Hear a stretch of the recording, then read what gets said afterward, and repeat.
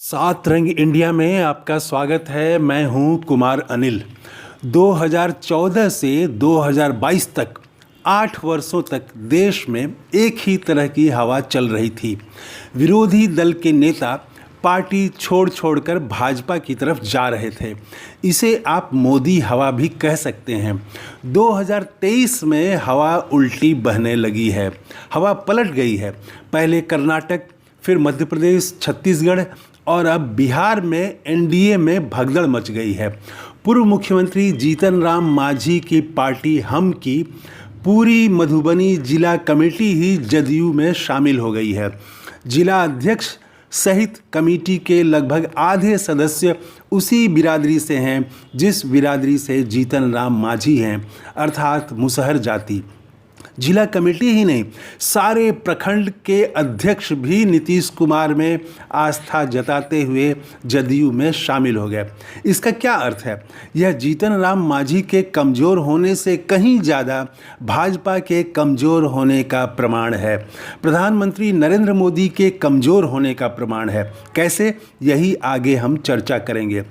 छोटी पार्टियों के साथ कोई नेता क्यों जुड़ता है? यह तय है कि जीतन राम मांझी या उनकी तरह किसी भी छोटी पार्टी के नेता अपने दम पर लोकसभा चुनाव तो छोड़िए, विधानसभा चुनाव में भी एक सीट शायद ही जीत सकें। सबको मालूम रहता है कि ये पार्टियां किसी मजबूत पार्टी या मजबूत गठबंधन से जुड़ेंगी और तब चुनाव जीता जा सकता है। इसी उम्मीद से इन दलों के साथ नेता जुड़ते हैं।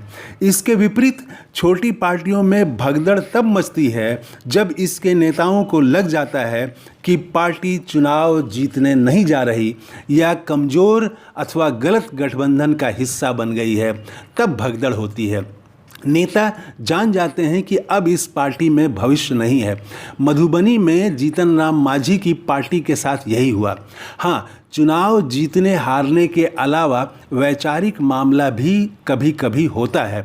मधुबनी के हम पार्टी के नेताओं का भाजपा से वैचारिक विरोध भी हो सकता है। हिंदुत्व की विचारधारा से भी विरोध हो सकता है और इसलिए भी वे एनडीए छोड़कर इंडिया में शामिल हो गए। हालांकि वैचारिक कारणों से इंडिया में शामिल होने वाले कम ही होंगे। अधिकतर ने यही महसूस किया होगा कि एनडीए के साथ उनका भविष्य सुरक्षित नहीं है। दो बातें और। पहला कि मधुबनी की हम पार्टी की पूरी जिला कमेटी का जदयू में शामिल होना 2024 में लोकसभा और 2025 में विधानसभा का चुनाव भी प्रस्तुत कर रहा है। और दूसरी बात कि दलितों की राजनीतिक नब्ज भी पढ़ी जा सकती है। दलितों को प्रधानमंत्री नरेंद्र मोदी पर कहीं न कहीं भरोसा कम हुआ है। अपना हित वे इंडिया गठबंधन में अब बेहतर देख रहे हैं। मधुबनी जिला कमेटी के अध्यक्ष मोहन सदाय मांझी को छोड़कर नीतीश के साथ आ गए। पूरी जिला कमेटी आ गई। 2024 लोकसभा चुनाव में भाजपा को नुकसान तय है। अब ये सारे दलित नेता इंडिया गठबंधन के लिए काम करेंगे और कम से कम जिले की 2 लोकसभा सीटों पर प्रभाव पड़ना तय है। संभव है अन्य जिलों में भी मांझी की पार्टी मधुबनी की देखा देखी बिखर जाए। ये जिला स्तर के नेता विधानसभा चुनावों को भी प्रभावित करेंगे जो 2025 में होना है। मांझी के पार्टी के नेताओं के जदयू में शामिल कराने का काम किया राज्य सरकार में मंत्री रत्नेश सदा ने। वे भी उसी बिरादरी से हैं जिस बिरादरी से जीतन राम मांझी हैं।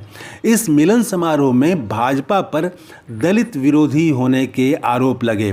भाजपा को जाति जनगणना का विरोधी बताया गया। बार बार नेताओं ने कहा कि भाजपा आरक्षण को ख़त्म करना चाहती है। अगर दलित नेता यह कह रहे हैं कि भाजपा आरक्षण को ख़त्म करना चाहती है तो यह उसके लिए चिंता की बात है। मुसहरों में माउंटेन मैन दशरथ मांझी को बहुत सम्मान प्राप्त है। उनका परिवार पहले ही जदयू में शामिल हो चुका है। अब मांझी की पार्टी की मधुबनी जिला कमेटी पूरी की पूरी जदयू में शामिल हो गई है। इन घटनाओं को अलग थलग देखना उचित नहीं होगा, बल्कि इसे कर्नाटक, मध्य प्रदेश, छत्तीसगढ़ में भाजपा नेताओं के पार्टी छोड़ने और कांग्रेस में शामिल होने की कड़ी के रूप में ही देखा जाना चाहिए। 8 साल तक विरोधी दलों के नेता पार्टी छोड़कर भाजपा में शामिल हो रहे थे। अब भाजपा छोड़कर, एनडीए छोड़कर इंडिया में आ रहे हैं, तो बात कुछ है, हवा का रुख बदल रहा है। ये है हमारा आज का वीडियो। आपने अभी तक हमारा चैनल सब्सक्राइब नहीं किया है तो ज़रूर कर लें। जय हिंद। Thank you.